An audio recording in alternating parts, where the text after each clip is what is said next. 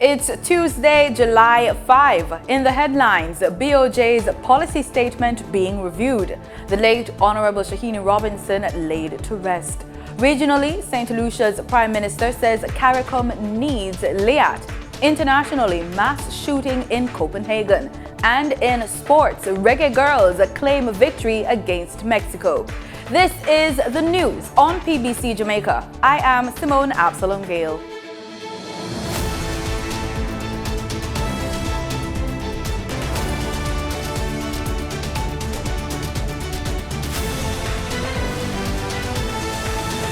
Lawmakers are reviewing the Bank of Jamaica's monetary policy statements amid concerns among businesses about the increases in interest rates and rising prices of goods and services. The BOJ's latest increase took place last week when it adjusted its rates by 50 basis points to 5.50% per annum, effective June 30. That decision brings to 7 the number of adjustments by the Monetary Policy Authority in months as it seeks to rein in inflation, which was 11.8% as of April 2022. The BOJ's target range is 4 to 6%. The move has raised objections from the public, with some members of the business community warning that interest rate increases would trigger price hikes for basic food items and ultimately risk an economic recession.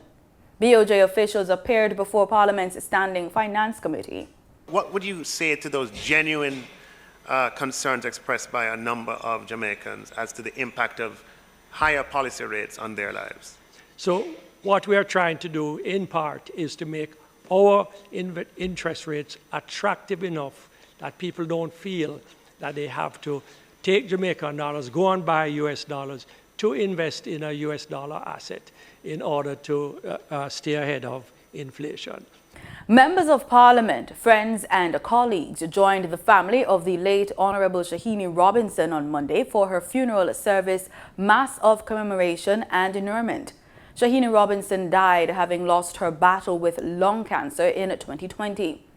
Ms. Robinson was, in fact, one of the most recognizable women in the governing Jamaica Labour Party, whose career in representational politics spanned almost 20 years. She served as Minister of Labour and Social Security. She was a Member of Parliament for St. Ann Northeastern. She served briefly as the Transport and Works Minister from late November 2011 to January 2012. The service was held at St. Andrew's Anglican Church in Claremont, St. Ann. Prime Minister Andrew Holness participated in the ceremony by reading the first lesson. A reading from the Book of Wisdom, Chapter 3, beginning at verse 1. But the souls of the righteous are in the hand of God, and no torment will ever touch them. In the eyes of the foolish, they seem to have died, and their departure was thought to be a disaster. And their going from us to be their destruction. But they are at peace. For though in the sight of others they are punished, their hope is full of immortality.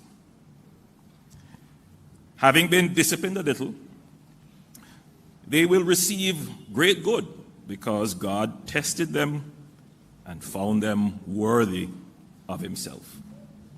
Member of Parliament for St. Ann Southeastern, Lisa Hanna, read the second lesson. A reading from the Word of God, written in 1 Corinthians chapter 15, beginning at verse 50. What am I saying, brothers and sisters, is this: flesh and blood cannot inherit the kingdom of God, nor does the perishable inherit the imperishable. Listen, I will tell you a mystery. We will not all die, but we will be changed. We'll be changed in a moment, in the twinkling of an eye, at the last trumpet. For the trumpet will sound, and the dead will be raised imperishable, and we will be changed. For this perishable body must put on imperishability, and this mortal body must put on immortality. Reverend Canon Dr. Georgia Davis delivered the sermon. My brothers and sisters, it has been 2 years, 2 differently difficult years, in which family members, friends, colleagues, constituents, an entire nation have been waiting to bid farewell to one who loved much and was loved in return. Mrs. Robinson died on May 29, 2020, during her tenure as Minister of Labor and Social Security. At the time of her passing, the government announced that an official funeral would be accorded. However, a decision was made to delay the funeral due to increased cases of COVID-19 infections and the prevailing public health and safety measures under the Disaster Risk Management Act. 2 years later, the service was held. Among those in attendance were Deputy Prime Minister and Minister of National Security, the Honorable Dr. Horace Chang, Minister of Health and Wellness, the Honorable Dr. Christopher Tufton, Minister of Culture, Gender, Entertainment and Sport, the Honorable Olivia Grange, and Minister of Education and Youth, the Honorable Favour Williams. Mrs. Robinson hails from Claremont in St. Anne. She will be remembered.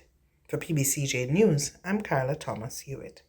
Students participating in the Global Services Sector High School Immersion Bootcamp Training Program will have an opportunity to learn digital skills as part of the Enhanced Job Readiness Curriculum.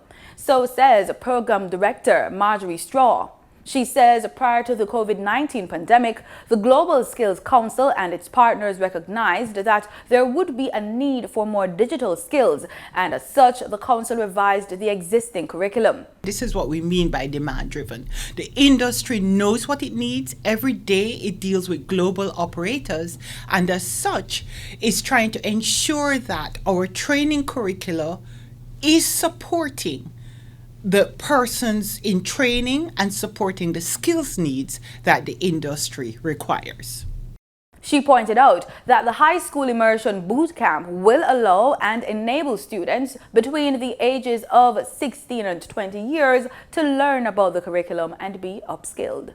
We are going to, as a project, offer a career fair at the end of the program in September to give those who, for whatever reason, may not be returning to school an opportunity to interview for positions in the industry. She further outlined the benefits of participating in this course. You're going to get a certificate. You're going to get more than one certificate from Heart and STA and from the industry coaches that we will have. We have gamification. You're going to have access to our career fairs to interview directly with the industry for job opportunities.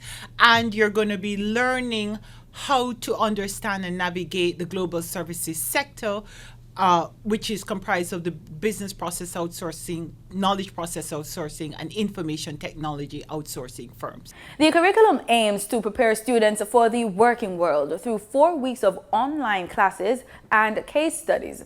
It will also focus on cognitive and soft skills for the workplace and social behavior. The free training program is being implemented through a partnership between the GSS project and one-on-one educational services. It will run for 2 months under the theme, Yes, Youth Empowered Skills to Careers Unlocked. It is also endorsed by the Ministry of Education and Youth. Persons interested in being a part of the program are invited to register online at www.careersunlocked.org. Living healthy includes taking care of your mental health. Mental health includes our emotional, psychological, and social well-being. It affects how we think, feel, and act. It also helps to determine how we handle stress, relate to others, and make choices. Mental health is important at every stage of life, from childhood and adolescence through to adulthood. So, how do you know whether or not you are in good mental state? And how do you take care of your mental health? Let's learn how from the World Health Organization, the WHO.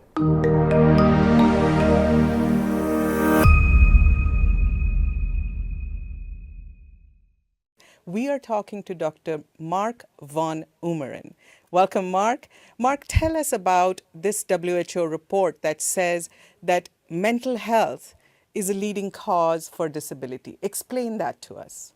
WHO does advanced calculations in coming up with a conclusion like that. And these calculations, they include a number of different sources of information. One of them is that for an individual, when they have a mental health condition such as depression, it's actually very impairing. So many workplaces, the leading cause for people not being at work for sickness leave is because of mental health conditions, although that's often not said. Similarly, these conditions are very common. In fact, they start off in the teenage years, in adolescent years, and largely they are untreated. Indeed, only less than 1 in 3 people around the world are getting mental health care for their mental health condition. Mark, speak to us about how the pandemic has impacted our mental health, and also how can we recognize these signs in ourselves or in our loved ones? The pandemic has been, as you can imagine, very hard on people's lives, and it has really shone a light on mental health. The rates have gone up first year of the pandemic for anxiety and depression about 25%, meaning that about 25% more people than before had depression or anxiety, which is enormous. And for suicide, we didn't see the rates go up, but that's good news, but we're carefully monitoring that. In terms of people with pre-existing severe mental illness, they were more likely to catch the virus, more likely to be severely ill from the virus, and in fact even more likely to die from the virus. These are facts that are very important and have not been highlighted enough. In terms of your own mental health, if you find yourself to have persistent anxiety, which you didn't have before, persistent sadness or depression or sad mood that you didn't have before, or drinking more alcohol, or having lost pleasure and interest in things that you used to like, and then these are concerns, and you need to take action to either seek help or to learn about how to manage these. So Mark, tell us, what can people do to keep themselves mentally healthy? To stay mentally healthy, one can do a number of things. One of the things that one can do and should do is to stay physically active. That's important for health and physical health. Second thing that's very important to do is to avoid alcohol. Alcohol is often used by people to think that they would be mentally feeling better, but actually it makes mental health problems more complex and more difficult to overcome. Thirdly, one should do every day something that is either enjoyable or meaningful. If enjoyable, could be talking to a friend or go for a walk. And finally, one can practice stress management techniques such as mindfulness, which is increasingly popular and is evidence-based. If you develop a mental health problem and these tips are not enough, then it will be important to seek help, preferably from a health professional. But let's say there's no trusted health professional in your community, then at least talk to a trusted person in your community, maybe a friend or another person that you think is worth discussing with, to get their to have them listen to you and perhaps get their feedback on how you can deal with your difficulties. Also, what can be helpful is self-help. There are a number of self-help books out there and self-help materials online. When they are based on what is called cognitive behavioral therapy, then they're usually very good. Thank you, Mark. Here's wishing you all good mental health. Until next time then, stay safe, stay healthy, and stick with science.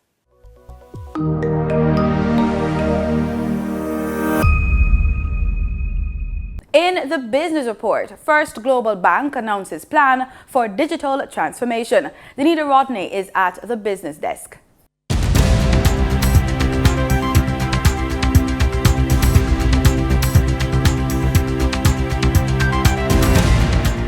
First Global Bank, FGB, recently announced plans to expand its agent bank network by ramping up its digital transformation objectives. This transformation, however, is subject to approval by the Bank of Jamaica BOJ.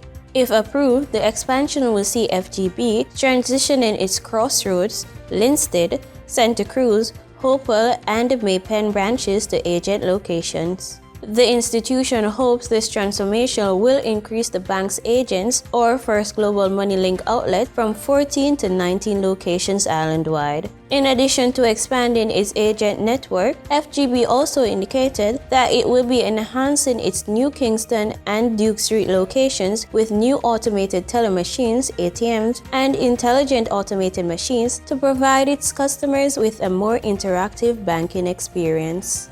Now for your market updates. In foreign exchange trading for Monday, July 4, the US dollar sold for an average of $151.86. The Canadian dollar ended trading at $117.45.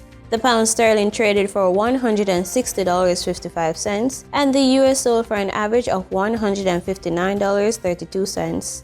The following reflects the movement of the JSE indices in Monday's trading session. The JSE index declined by 4,898 points to close at over 300,000 units. The junior market index declined by 10 points to close at over 4,000 units. The combined market index declined by 4,674 points to close at over 300,000 units. And the All Jamaican Composite Index declined by 6,345 points to close at over 400,000 units. Overall market activity resulted from trading in 101 stocks, of which 30 advanced, 58 declined, and 13 traded firm.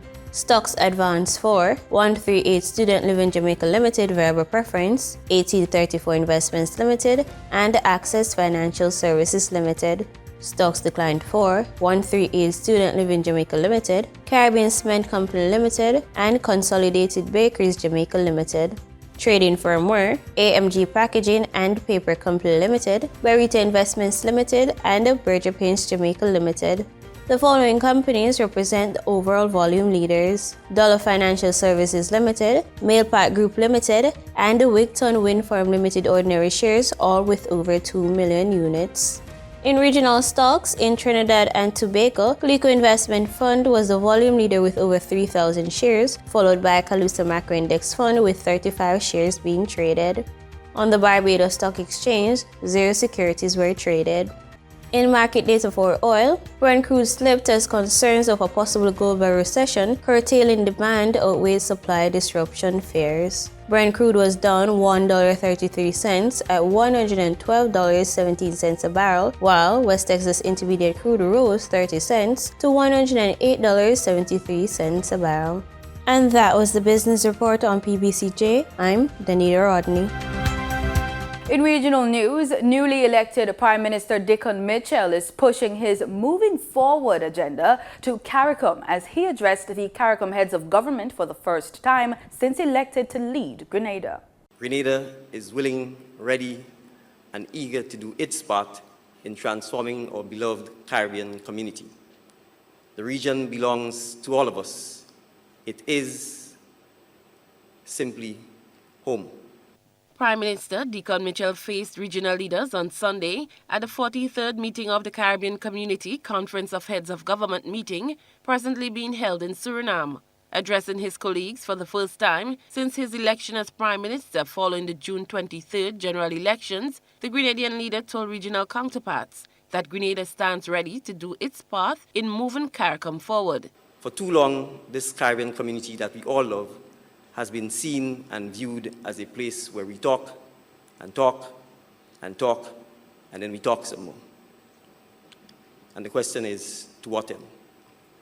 Today, Monday, July 4th, marks the 49th anniversary of the signing of the Treaty of Chaguaramas.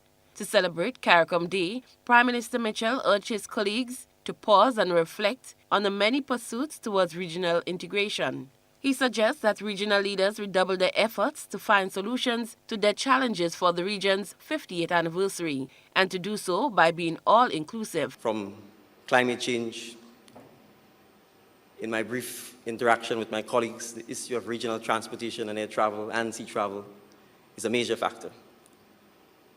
The challenges of COVID-19 and ongoing future pandemics, food security. We know what those challenges are, and the solutions lie with us. Speaking at the 43rd meeting of the heads of government of CARICOM, St. Lucia's Prime Minister Philip J. Pierre says that CARICOM needs LIAT. He was underscoring the importance of regional transportation to CARICOM's integration goals. To put it directly, colleagues, CARICOM needs LIAT, or CARICOM needs a better version of LIAT. St. Lucia's Prime Minister Philip J. Pierre underscoring regional transportation's importance to CARICOM's integration goals. Unless one of our island-owned carriers emerges as a truly regional carrier, not only in terms of countries covered, but with a philosophical commitment to making regionalism work for CARICOM citizens, then our regional aspirations will continue to be an elusive dream. LIAT, which has served the region in this regard for decades, faced liquidation in 2020 and is currently under administration. I wish to commend our Antiguan colleague, Prime Minister Gaston Brown, for his efforts in keeping LIAT alive. Prime Minister Pierre says instead of the people's need, the region has allowed external market forces to guide its discussions on Caribbean sea and air transport. In doing so, we have not only closed our air and sea spaces for business expansion and growth for our local investors, but we have also surrendered the future of our unification projects to the whims of service providers whose only interest is profit. He says St. Lucia will work with CARICOM to solve the region's transportation challenges by supporting any effort to find a lasting, reliable, and sustainable airline or consortium of airlines to service the region. The Prime Minister says St. Lucia would also be interested in a ferry as an additional transportation option. More than 200 police officers and members of the Trinidad and Tobago Defense Force are patrolling the outskirts of the Twin Island Republic as protesters burnt tires and blocked roads on Monday in retaliation for the shooting death of 3 people by police last weekend. 8 people were arrested as a result of the fiery protests in and around East Port of Spain. The officers who were involved in the shooting have been placed on desk duty as a probe is carried out. The Belize government has described it as a good and wonderful day for democracy. This after churches there met the threshold for triggering a referendum on the issue of cannabis legalization. The referendum could take place in September this year. Under the Referendum Act, a referendum may be triggered when a petition receives the signatures of 10% of the voting population. In March, Roman Catholic priest Father John Robinson issued a pre-recorded statement warning that legalization of the cultivation, use, and sale of marijuana is akin to clandestine production of and trafficking in drugs. Meanwhile, Minister of New Growth Industries Kareem Musa has welcomed the move to stage a referendum on the marijuana issue. In news further afield, Danish police says several people have been hit by gunshots and 1 person has been arrested at a shopping mall in the capital, Copenhagen. Well, Neve, the police are still saying that several people were hit in the shooting at this shopping mall known as Fields. It's around 7 or 8 kilometres from the centre of the Danish capital, Copenhagen. And it happened at around 6:30 local time, we understand. There is video on social media. We think it was shot inside the shopping mall, showing people running in panic, screaming, and you can hear several shots being fired for the duration of the video that I've seen, which is around 15 seconds or so. Really terrifying scenes. The police have arrested one person so far. They say they're not in a position to comment further on the identity of the individual that they've arrested, but that was fairly quick. Now, very soon after the shooting happened, there were a number of armed police on the scene, as well as a police helicopter and ambulances, paramedics there very quickly as well. I've seen at least one person being taken away by paramedics on a stretcher. We don't know the condition of the people, or in fact how many people were hit during the shooting. This was really a shocking event for many people in Denmark. In sports, Jamaica Football Federation's General Secretary Dalton Wind will soon learn what the Federation is prepared to offer him as a severance package in exchange for his resignation. This as the board met for close to 5 hours, where recommendations for Wind's severance package, among other matters, were discussed. Jamaica defeated Mexico 1-0 in their Group A opener of the CONCACAF Women's Championships in Monterrey, Mexico on Monday night. This is a major step as they seek to qualify for the Women's World Cup. Khadija Shaw scored the only goal of the game in the 8th minute as the Reggae Girls stunned the hosts. Jamaica is tied on 3 points with world champions United States, who they will play on Thursday. The Americans defeated Haiti 3-0 earlier in the evening. Jamaica and West Indies opening batsman John Campbell could face a maximum of a 4-year ban from cricket if he's found guilty of evading, refusing or failing to submit to sample collection, which is an anti-doping rule violation. Campbell is set to face the Independent Anti-Doping Disciplinary Panel on Wednesday, July 6.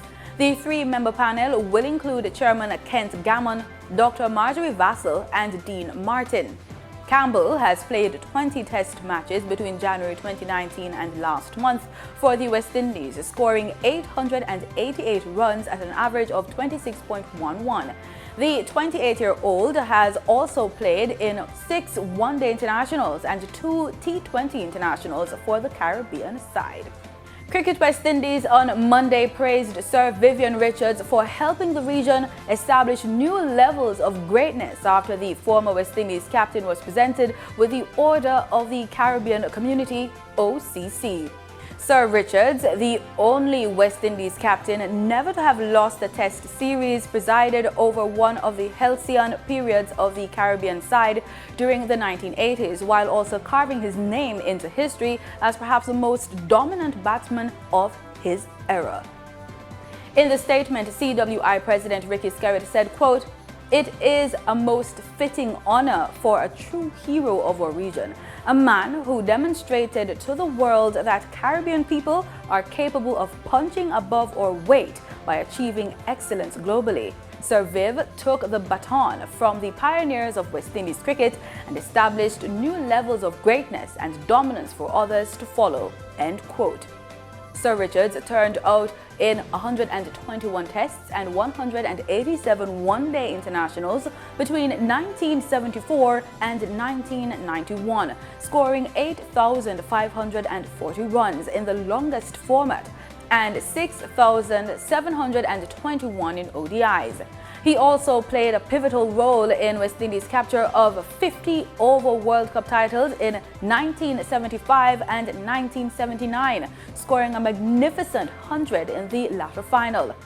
Recipients are accorded the title Honourable, along with OCC following their names. And that's the news on PBCJ. Thanks for watching.